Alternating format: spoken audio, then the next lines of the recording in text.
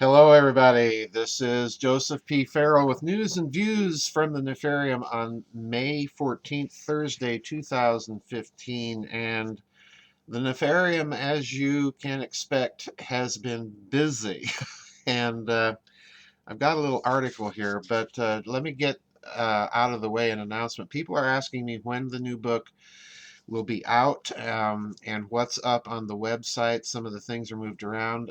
For those of you who don't know, we went to a new host on our website hosting because those of you who've been contributing to the fund to improve the website, we've got enough now. We hope that the new host will improve your speed. It will give you mobile capability. So please let us know how that's working out.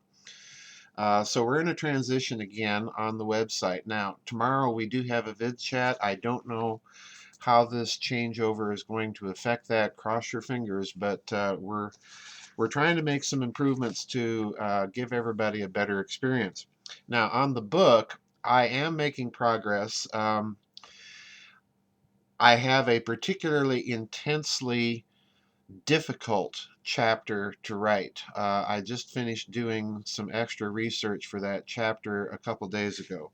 This chapter is the most difficult chapter that I've ever written in any of the books for various reasons. But that book should be done, I'm hoping, by the end of this month. If not this month, then early June. And the publisher says out in September sometime. Now, let's get to the news because I had a real difficulty last week deciding which articles to blog about and which article to hold for news and views. And I decided to hold this one. This is from a journal called Dark Reading, and this particular article was shared by Mr. SD, and I think it's very interesting because listen to the headline. What does China-Russia no-hack pact mean for the United States? Now, this story appeared just 3 days ago, May 11th. So it's a fairly new story. Russia and China have signed a pact that they're not going to hack each other. In other words, they're going to continue spying on each other, and that's what the article starts with here, but they are not going to cyber attack each other. Now, listen to the opening here. It could be an internet governance issue or a response to the United States Department of Defense's new cyber strategy, but one thing is certain, it doesn't really mean that China and Russia aren't spying on one another anymore. Russia and China on Friday signed a pact agreeing not to hit one another with cyber attacks. Experts agree, however, that the countries don't actually have any intention of ceasing their cyber espionage campaigns against each other. They say that the agreement instead is political posturing intended to send a message to the United States and its allies, though they differ slightly on what that message is, what motivated Russia and China to send it, and what it means for the United States. And further down in this article, last month, the United States Department of Defense announced a new cyber-security strategy and revealed that Russian hackers had accessed an unclassified Department of Defense network. Also last month, the Department of Justice official explained that the U.S. is giving no free passes to cyber criminals, regardless of whether or not they are nation-state actors. This Russian-Chinese cybersecurity pact could be seen, says Kellerman, as a way of the two countries presenting a united front against the United States. Now, let me stop right there and suggest to you that that's partially true, but I don't think in quite the way that this analyst is suggesting. Now, let me go down to another paragraph. Another expert says that by the agreement to jointly counteract technology that may disturb public order, Russia and China may be sharing technologies that improve surveillance or help automate censorship, which is still largely manual in China. And then toward the end of the paragraph, the article, another expert states that the Russians made their announcement to, so to speak, jerk the Americans' chain. We're always asking for law enforcement cooperation. What better way to irritate us than cooperate with somebody else? And at the end of the article, another expert, again, this pact may be largely posturing on the part of Russia and China, but it doesn't mean that it shouldn't be taken seriously. Listen carefully. If they're saying they're no longer pointing their cyber guns at each other, says Kellerman, the guns have to be faced elsewhere. Now, I'm going to suggest that these analyses are true as far as they go. But I'm going to suggest that what may be going on here is really something else, and something perhaps very significant.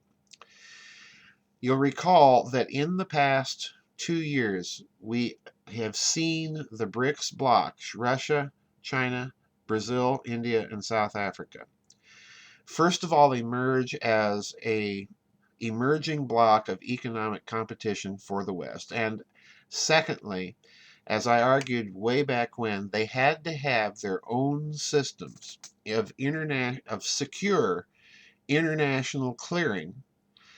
And what we're seeing here, in my estimation, is the beginning phase of putting in the cooperation mechanisms for cybersecurity, not only between Russia and China, but with the wider BRICS bloc, in order that those new banks, the BRICS Development Bank, the Chinese Asia Infrastructure Investment Bank, that those new banks are given adequate cybersecurity.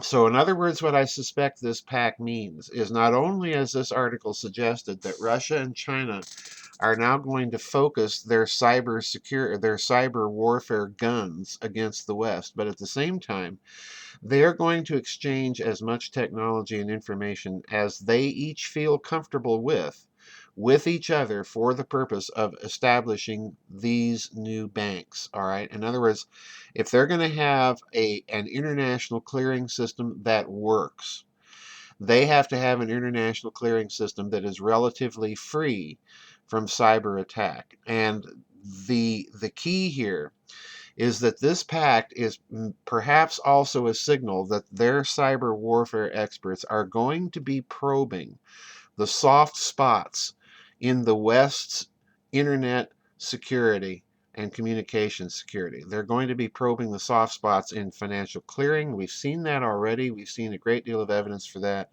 They're going to be probing the soft spots within the security and military architecture, cyber architecture. This is what's going to go on, I think, in a stepped up way, because this is a clear signal that they're coordinating activity very, very closely. And like the article says, it doesn't mean they're giving up on cyber surveillance with each other, of cyber espionage, but it does mean that they're going to quit hacking actively and trying to interfere with the actual programs in each other's nations. And this is a very significant step. This can only mean, as far as I'm concerned, that they're getting ready to put into place a redundant and hardened secure system for international financial clearing. And let's look at something else here that this implies. If you're going to have that kind of cooperation, then those joint military exercises that you've seen Russia and China demonstratively holding lately in the Mediterranean.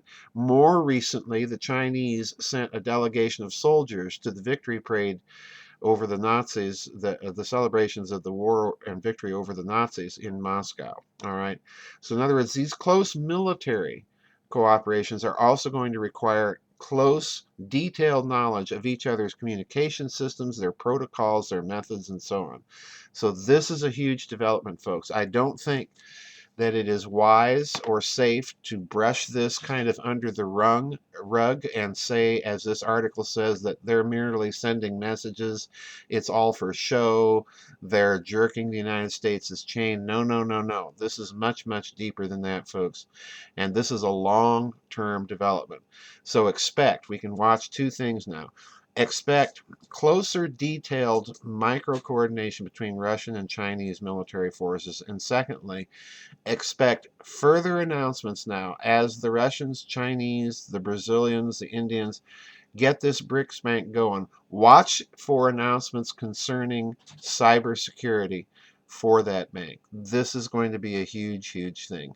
If they start talking about that, that means that they are putting into place a parallel system of international clearing. This article, in other words, is almost um, irrefutable proof that this is the ultimate goal, as I've been arguing for quite a while. Anyway, that's it for today's news and views from the Nefarium. The Nefarium, in this case, cybersecurity in Russia and China. We'll see you all on the flip side, everybody, and God bless.